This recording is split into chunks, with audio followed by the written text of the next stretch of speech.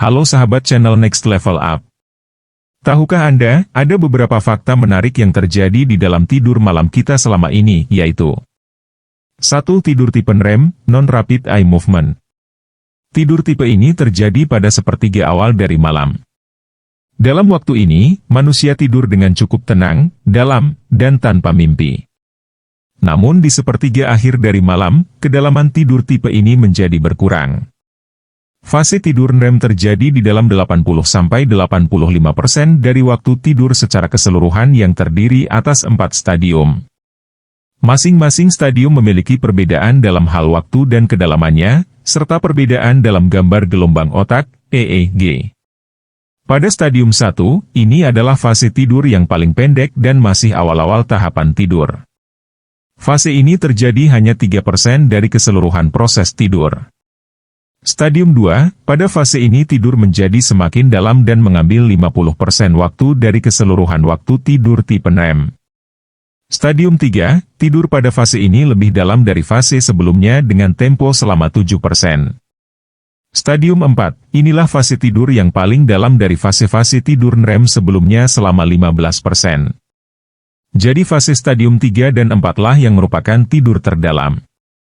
Tidur tipe REM ini adalah tipe yang paling banyak terjadi dalam siklus tidur manusia. Untuk tidur yang normal, masa sepertiga awal tidur menjadi lebih dalam dan mulai berkurang pada sepertiga akhir. Sedangkan pada tidur tipe REM, Rapid Eye Movement, terjadi pada sepertiga akhir dari malam.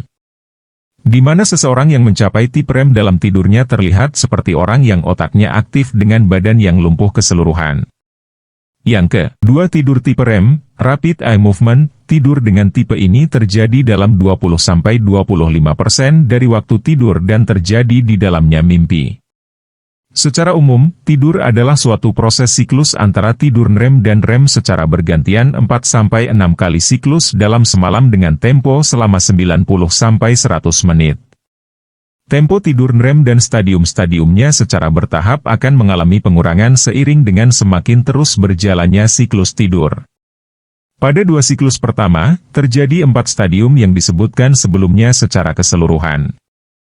Akan tetapi ketika malam sudah semakin larut dan waktu subuh hampir tiba, stadium 3 dan 4 pun menghilang. Semakin dekat waktu subuh, maka semakin bertambah panjang tempo tidur REM.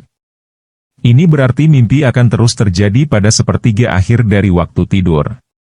Dalam fase tidur REM, terjadi beberapa gangguan tidur atau biasa yang disebut dengan parasomnia. Berikut ini beberapa jenisnya.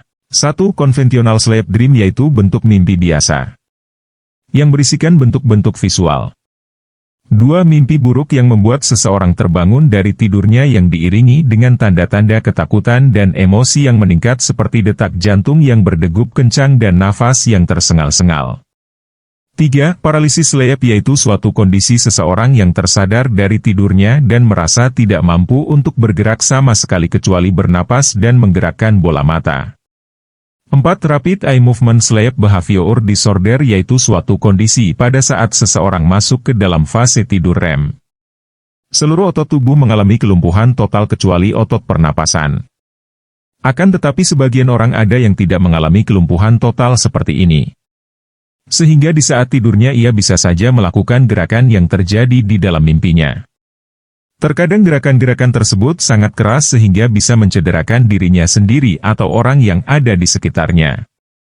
Pengidap kelainan tidur seperti ini bisa mengingat apa yang terjadi padanya ketika tidur.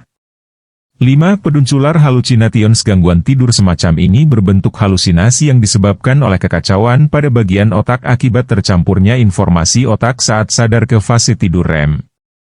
6. Chister headache, yaitu rasa nyeri yang menusuk kepala pada saat seseorang sedang tertidur di fase REM.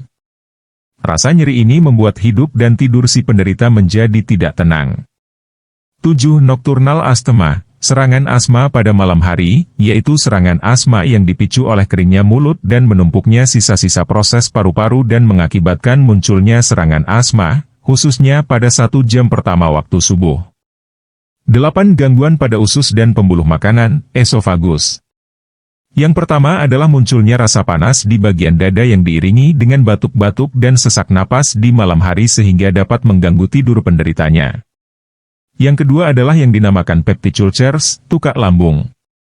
Gangguan semacam ini disebabkan oleh tingginya tingkat keasaman lambung pada malam hari hasil dari dominasi saraf parasimpatik melalui pengaruh saraf vagus yang juga meningkatkan produksi gastrin dan pepsin sehingga menimbulkan borok pada lambung. 9. Pada fase tidur REM, biasanya detak jantung akan bertambah kencang. Untuk orang yang normal, maka jantung akan melakukan adaptasi dengan peningkatan detak jantung tersebut. Namun bagi orang yang menderita kerusakan koroner, maka kondisi ini akan mengakibatkan serangan jantung iskemik. 10. Obstructive sleep apnea syndrome, apnea tidur, yaitu suatu kondisi kesulitan bernapas selama 10 detik atau lebih. Lebih jelasnya lagi, apnea adalah gambaran bagi suatu periode terhentinya pernapasan berulang-ulang selama 5 kali dalam 1 jam dan mencapai 400-500 kali dalam 1 malam sehingga sangat mengganggu ketenangan tidur orang yang mengalaminya. Selama kondisi ini terjadi, kadar oksigen di dalam darah turun drastis dan mengakibatkan kerja jantung menjadi lebih berat untuk mengatasi kekurangan oksigen tersebut.